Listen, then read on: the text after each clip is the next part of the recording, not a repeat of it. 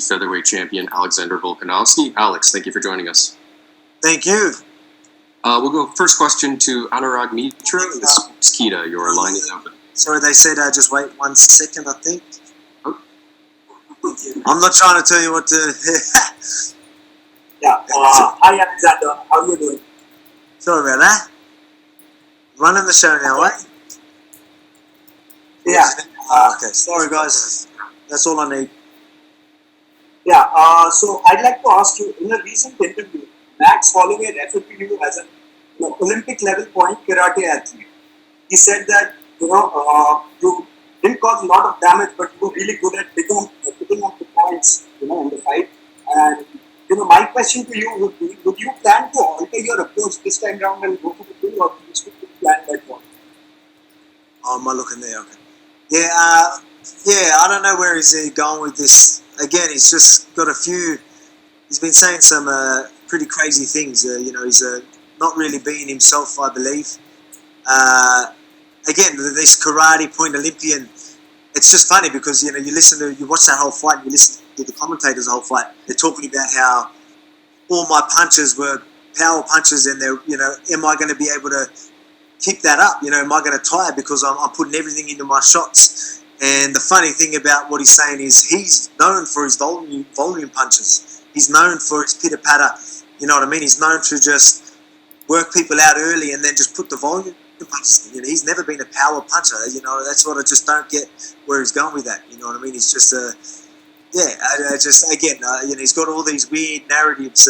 So many different directions that it just sounds a little crazy at the moment. But look, I don't know if he's playing the game and he's just trying to get people to believe the shit he's saying. I don't know what it is, but again, I'm not letting it get to me. It seems like it's getting to him. It seems like he's salty and he's been a bit of a sore loser. But mate, I guess losing is tough, and and maybe that's why he's acting like that. I don't know, but at the same time, he's saying some crazy things. Yeah. Well, considering you managed to retain the title against Max this Saturday, who's next for you? Like former flyweight and bantamweight champ Henry Cejudo has recently expressed the desire to step out of retirement for a solitary super fight against you. So does that matchup entice you one bit? Like, could that be on the cards? Who was that? Sorry. Henry Cejudo. Oh, Henry Cejudo. Yeah. Look, my eyes on my division. I want to defend my belt against number one contenders, and we've got a stacked division, and we've got a whole heap of contenders that are about to fight each other.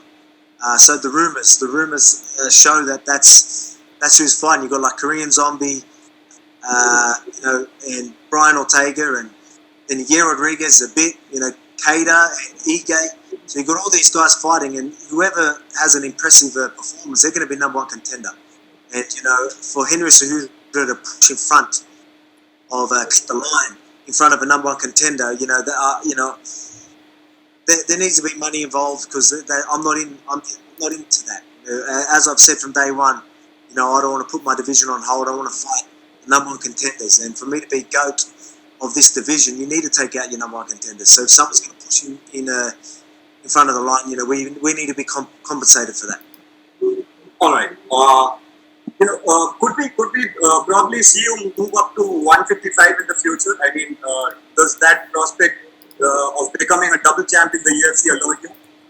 Look, that's something that I've got a division to hold. Yeah, so I've got my division to worry about. But again, if that comes to me, we can talk. And then obviously, as long as I'm staying active in my division and I can fit a fight in another division, I'm okay with that. But again, as long as my division isn't on hold, and then a fight like that comes to me, of course. But again, I'm not chasing that. These fights need to be brought to me because I'm chasing my contenders. Good. Lastly, give us your prediction for the main event. And who do you think leaves Abu Dhabi as the new welterweight champion? Masvidal or Usman? Yeah, man, it's going to be a good fight. But I think Usman's going to be hard to beat, especially on a full camp. Masvidal does have some wicked takedown defense. I still think a lot of people obviously know him for his striking, but he does do a fair bit of wrestling, and he digs the wrestling too. So I'm sure he can maybe stop a few takedowns, but Usman's pressure and just being in his face, I think it just might be a bit too much, especially with a full camp. Awesome. Yeah. Thank you so much for your time and best of luck for the fight. No worries. Thank you. We'll go next to Gabriel Gonzalez with Cageside Press. Your line is open. Hey, Alexander. A lot of talk about, like you asked for the fight, whereas, it seemed like the natural progression. Can you just explain, was the rematch with Max always the number one, or were there serious talks about facing, Yair Zabit or one of these other guys? Nah, the UFC never bring anyone but Max Holloway. So Max is telling everyone that I was asking for the fight, but that was just what the UFC were asking for. At the end of the day, if that was the fight that they were going to push on me and there was no clear number one contenders, that was it. It ended up being the fight I wanted anyway. Again, for the biggest fight in my division is Max. There's no clear number one contenders. So, a rematch against Max, and people, obviously he's still in his prime. You take out one of the greatest of all time, a lot of people throwing his name out there as a GOAT. And to take him out back to back, that's saying something. You know what I mean? For your profile, for the division. And right now, that's the biggest fight for me. This is a fight that needs to happen. And, that's why I eventually was, let's just do this. Let's, even though my team were, should we do this rematch? Is there any point? You clearly won the last fight. But again, there was no number one contenders. And I just thought for me and my profile and the division, this was the biggest fight. It's always a special occasion when you have a championship rematch back to back. It's usually safe for these guys who have been on top for a minute. Do you take anything from the history of those immediate rematches, like Chris Weidman versus Anderson Silva and how it went, Max versus Aldo, Stipe DC? Do you look at any of that history as you think about your fight? Not really. Not really. Again, I don't. I'm not paying attention to that. I know my game. I know his game. I got my last fight to go off, and I got my camp, this camp to go off as well. I'm feeling good. I'm feeling powerful. I don't really believe in these types of things. I believe in my hard work, my skill, and who I am as a fighter, as a competitor. I know I'm the best featherweight of all time, or I will be. I know I'm the best featherweight today, so I'm going to go out there and prove that this weekend. Can you describe what's your itinerary been like since you arrived? I mean, what time did you get there locally? What time is it right now as you're talking to us around the world? I got here early Saturday morning. We left Friday back home. We got here early Saturday morning, and then we'll quarantine for the 48 hours. But the process has been good. Now we're obviously doing a lot of media. We're out and about. We're all allowed to roll around in the safe zone. So it's been pretty good. It's been a busy schedule, but the process has been good. Everyone over here is doing their job well and making it easier for us fighters and everyone else. Two last ones for me. Are you scheduled, or do you have any plans to work out on that cage that they're showing all the pictures of outside in the beach? We're thinking of doing a little workout there. We might go over there and do some drilling. You probably can't do too hard of a session in this heat, but I might go out there and to do a little session if we're allowed. I'll move around in there and get some photos, get some good content, and soak up some of that sun on that beach. So that'll be pretty cool. Last one. Did you have any feelings about the not getting to be the main event when Burns pulled out and then they scheduled Masvidal? Look, obviously people were mentioning me being a main event. I still knew that there was an option of someone being replaced. For me, it doesn't really matter. Obviously being main event and all the focus on you is good. But at the same time, having Masvidal fight on this card as well is big. Obviously, that's more pay-per-views, and that brings it's already a stacked card. Even without the two title fights, it's huge. And then to have 3 title fights and Masvidal as well, and Masvidal being the number one contender, it's big. It makes this card even bigger than what it already was, even though it's still massive. So I didn't really care about that. I'm glad Masvidal's filling in, and I know I'm putting on a show. and I'll be watching them afterwards as well. Thank you, Alex. Thank you. We'll go next to Mojan Wu with Shanghai Media. Your line is open. Hi, champ. Alexander. How? Yeah, this is Hupu Sports from China. So I have a question about you. We know that you have the will and determination to show you are the best in the featherweight division again.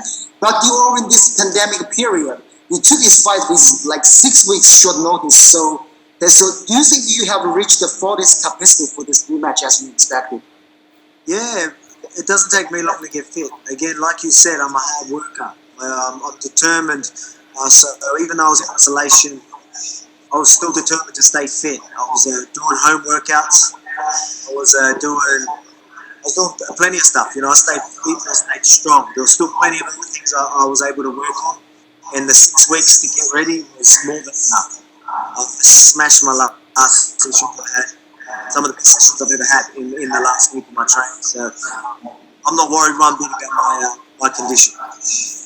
Wow, awesome. So Max said he wasn't able to do any sparring during the lockdown periods, but he trained via a Zoom video. Obviously, he didn't buy any of what he said.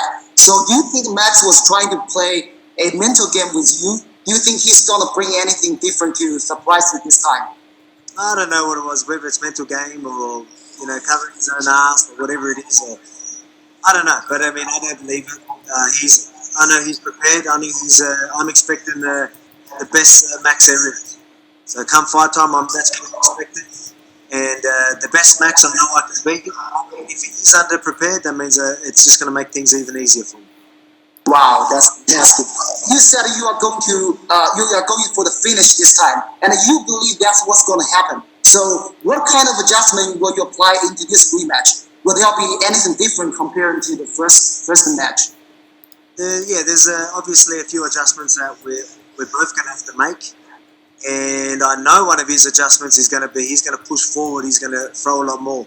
He's not going to try and counter and try and make me miss. He's going to just throw a lot more. He's going to, like the later rounds where he did a little bit more, I think he's going to do that early. And that's dangerous to do with me. You're going to put yourself in risky positions like that. That's why I'm quite confident I'm going to put him away.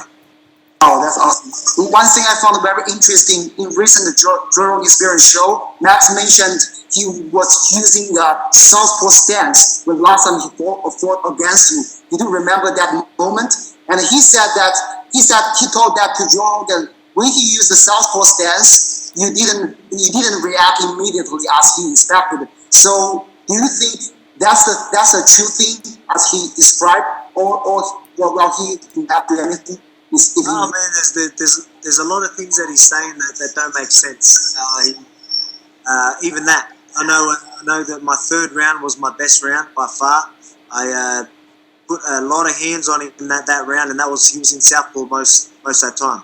So I highly doubt he's going to stay in southpaw because that didn't end well for him. That round was a bad round for him, and that's not where he's comfortable. Obviously, he knows how to shift stances.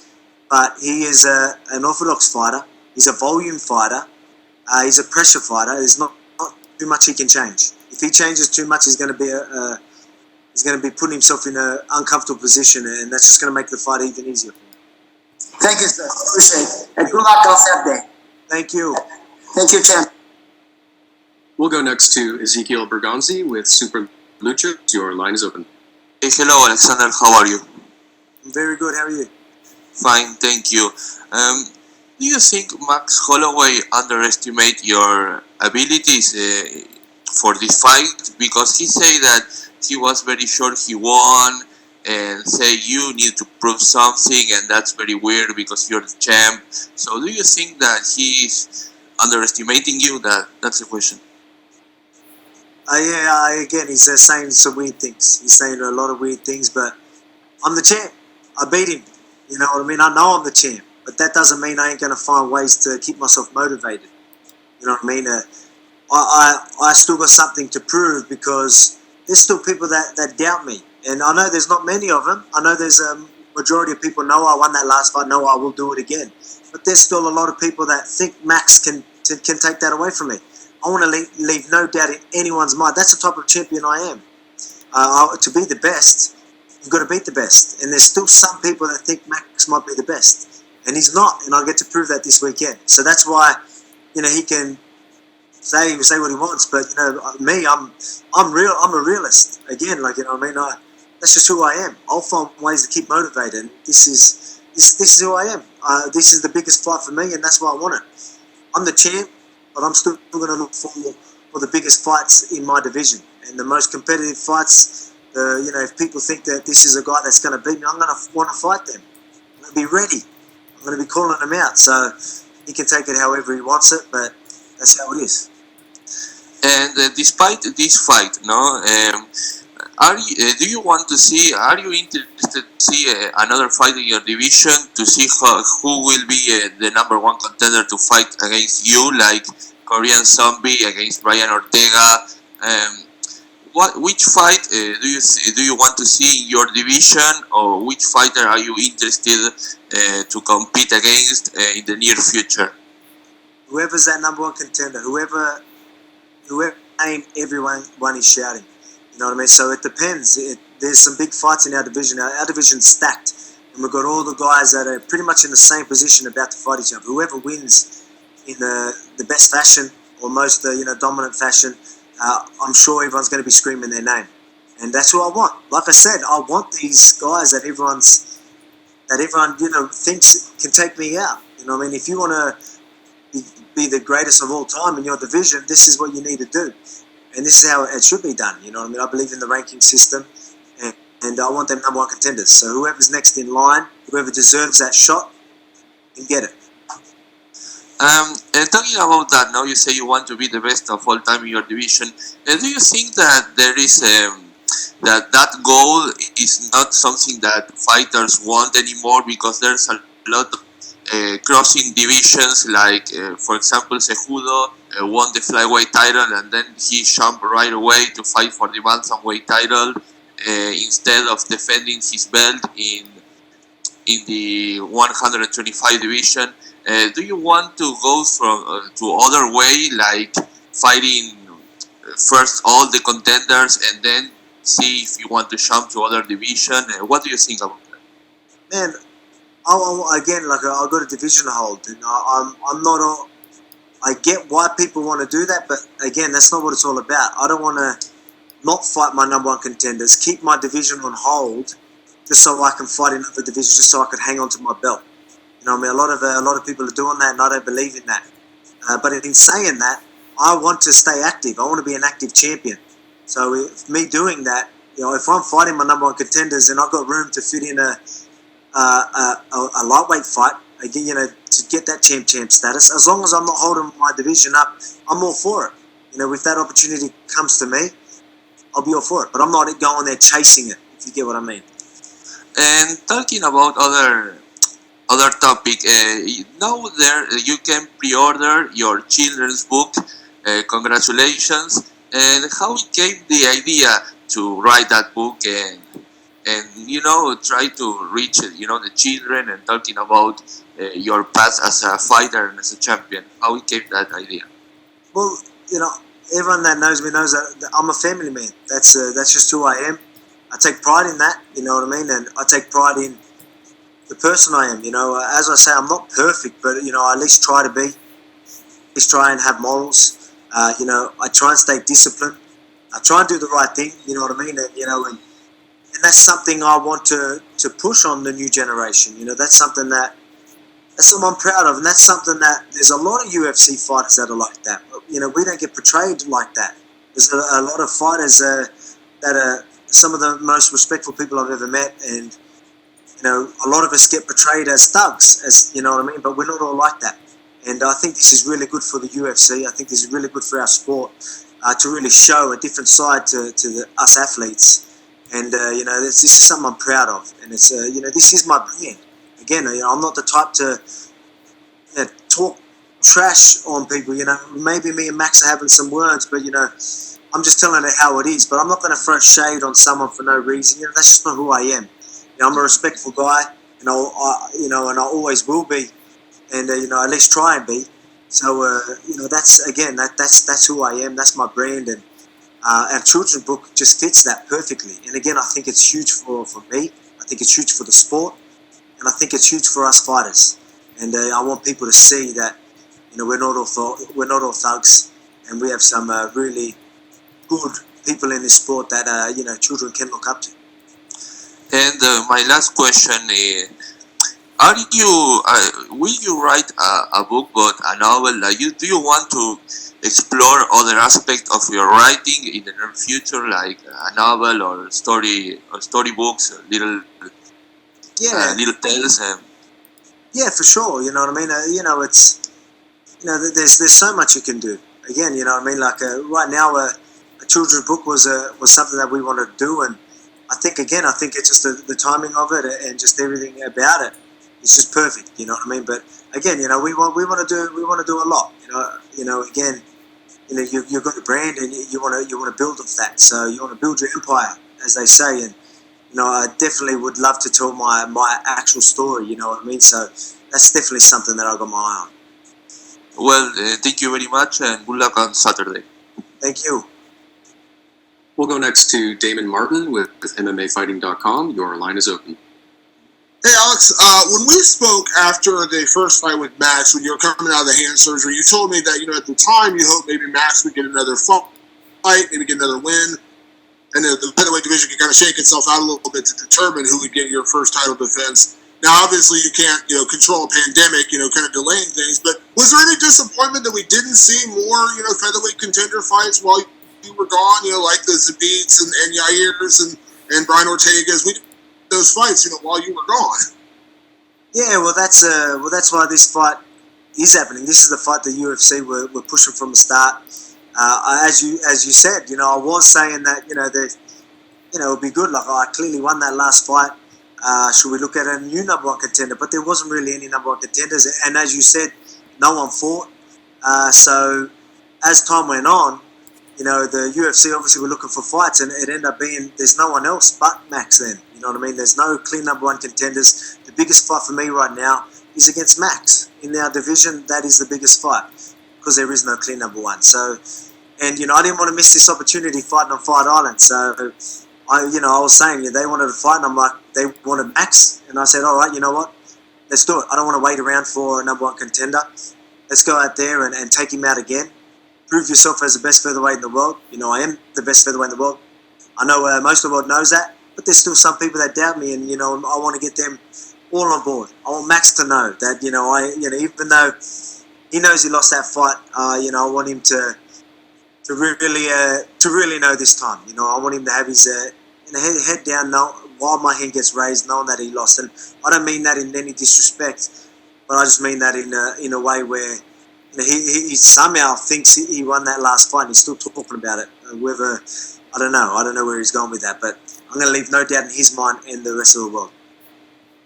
Typically going into a title fight, Alex, the champion has the pressure on their shoulders. You're the defending champion, you're going out to defend your belt.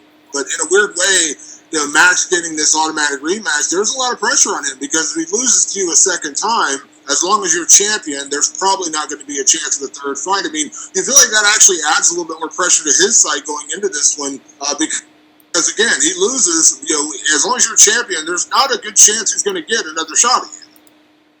Yeah, man, it just depends on the fighter. You know what I mean? If I was in his position, I wouldn't let the pressure get to me. You know what I mean? So, I believe I've got them, even if you were to say, is the pressure on you, like on myself, I'd be like, no, it's not, because, that's the type of person I am. I can really control my emotions, and I'm really good at keeping myself composed. So, and I think he is as well. So I don't know whether there is pressure on him. Is he looking at it as a last chance to get his belt back and then he moves up anyway? Maybe that's how he's looking at it. So maybe there's not much pressure on him because he thinks, hey, if I lose, I move up. I don't know if I want to keep doing this to my body anyway in this division, So maybe that's where his head's at. Maybe he's just like, one last crack, make a bit of money. I don't know. Is that why he supposedly didn't do a camp with training partners, even though I don't believe that one bit? You know what I mean? I don't know. I don't believe any of that, but I don't think there's too much pressure on him. last question for me, Alex. I'm not going to ask you to psychoanalyze Max Holloway, but there is a mental aspect to fighting, and you mentioned some of kind of the weird things he said, talking about the training camp, and it felt like maybe he's a bit of a sore loser coming out of that fight. Like, what do you think of Max going into this fight? Because it seems like his demeanor is different and kind of odd in terms of like how he's addressing the title and the rematch, and it's kind of weird. Like, what do you make of that, and do you feel like that is an aspect that maybe you could exploit in the fight? Yeah, man. There's something different about it. The way he is. I don't know what it is. Again, like, and I don't hate the guy. I got respect for the guy, and you can see clearly after my fight, I was saying he was a great champion, and I want to be a great champion too. And that's how I know Max Holloway. And to see him say these things and act like the way he's acting, it's quite surprising. It just doesn't suit him. It's just not. It's not how he should be going about it. I think he again, it's just, I don't know. I don't know why he's taking it that way. Again, I'm blown away by it, but at the same time, it makes me want to put a bit more of a beating on him as well. So, I think it's, I can use this as fuel. You know what I mean? He's saying the wrong things and whatever. You know what I mean? Like, again, it is odd. I don't know where he's going with all these weird narratives. You know what I mean? Like, the leg kicks weren't working. He was saying that the commentary was biased for me. You know what I mean? It was crazy. Acting like I'm a karate point puncher when he's known for his